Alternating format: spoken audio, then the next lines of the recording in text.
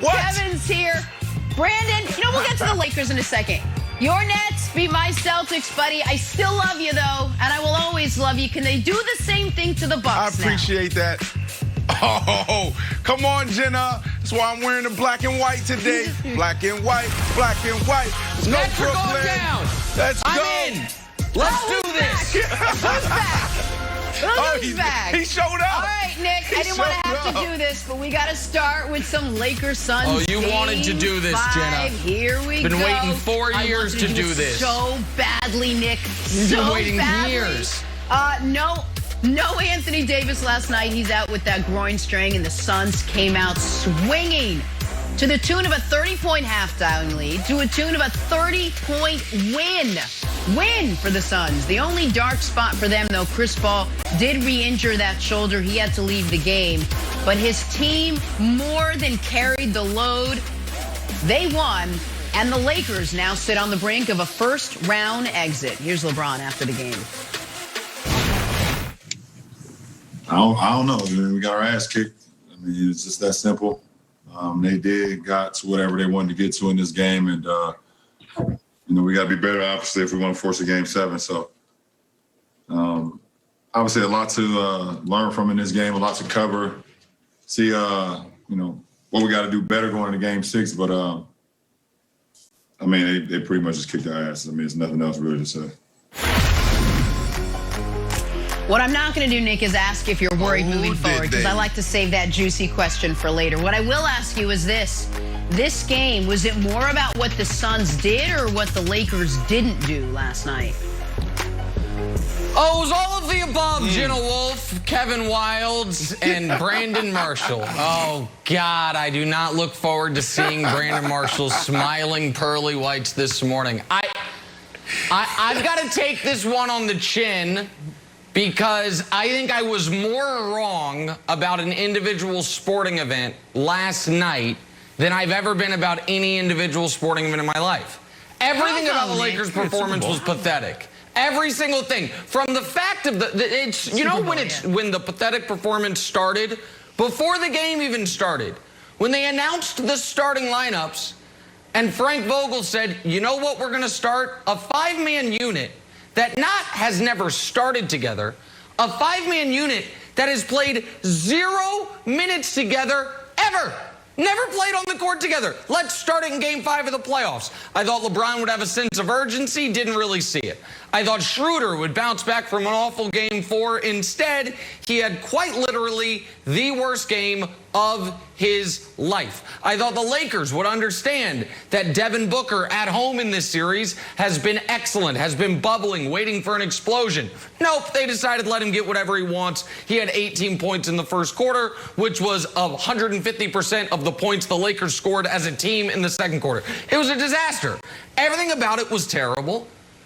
However, Brandon Marshall, as the great English author Thomas Fuller once said, it is always darkest before the dawn.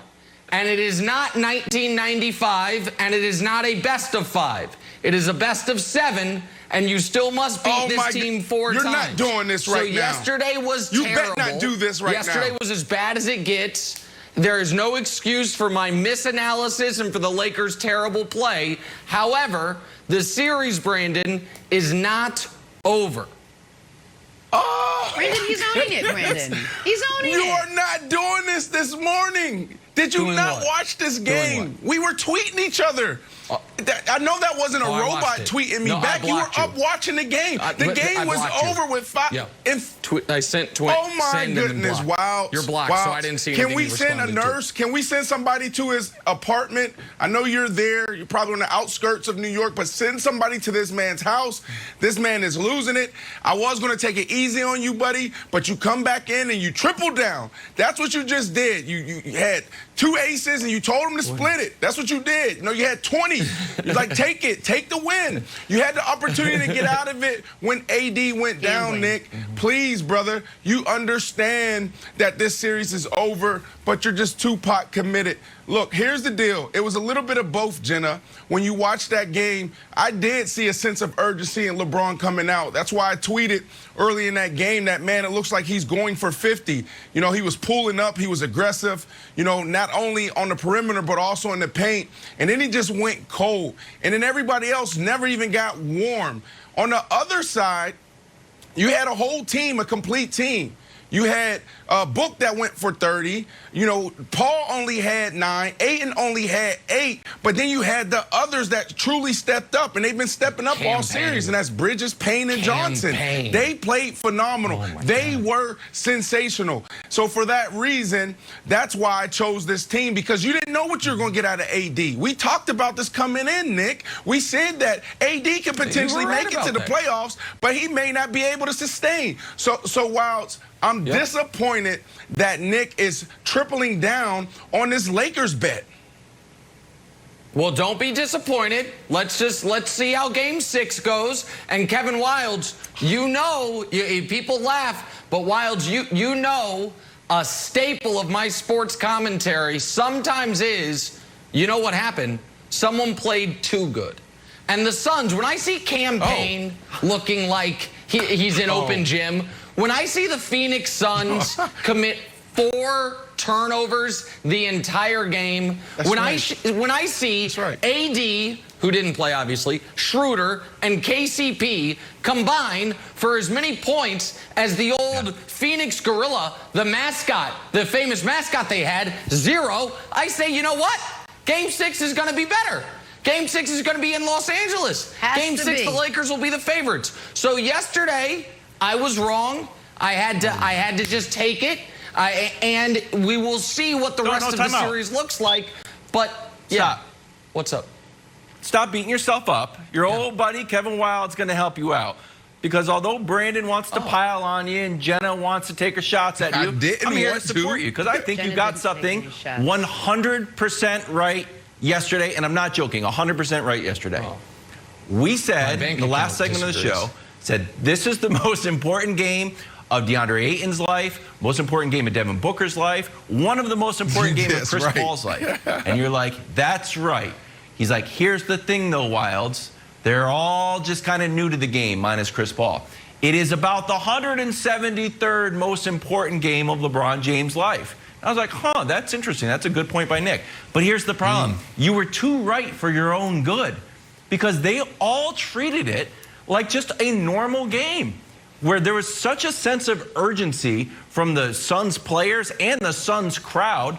The Lakers got rolled. And I just want to kill one narrative, because like Draymond was on at halftime. It's like, LeBron did his job. You know what? They got to hit their shots. They missed those shots because Phoenix did a great job playing defense. You can be a step slow, and those guys can hit those shots. Here's just one random play. This is not a play you'll see on any highlights. LeBron's got it. Hey, kick it to the corner for Kuzma. Campaign comes from the elbow and closes out. Then Devin Booker basically comes from the baseline. KCP's got some awkward-looking, one-legged floater that's not really a floater. This happened all game, or at least all first half. And when they talk about being aggressive on the defense for the Suns, I want to show you one other graphic, Nick, that I thought was super interesting. LeBron didn't get one free throw. Didn't get it. There was a handful of calls where he like put his hands up that he thought he deserved something. But it feels like this is indicative of either him not being aggressive enough, him kind of carrying out his, like, I need to get guys involved too much, or him not being 100% and probably a combination of everything. What did you take from him not going to the free throw line at all last night? Well, listen, I think it's a little misleading because, as you mentioned, I thought he was relatively aggressive. I thought there was a bunch of, or at least 3 separate drives to the basket where he was trying to get to the free throw line and didn't get the call. But I do think that he didn't have the sense of urgency. He played okay. LeBron, that was like a C- game. Everyone else, it was an F game, and the Suns played out of their minds. But the reason that the Suns had the sense of urgency is the Suns understand something that, and we'll see if they can do it, that I had said a long time ago, and you laughed at me, Kevin Wildes, but it's accurate. The Suns or any team playing LeBron, they have to win. They don't have to win 4 out of 7. You have to win 4 out of 6. Because if it gets to a game 7, you're cooked. So the Suns knew in order to win this series, they had to win yesterday. And they did. And they annihilated the Lakers. What, Brandon? Brandon, you think they can beat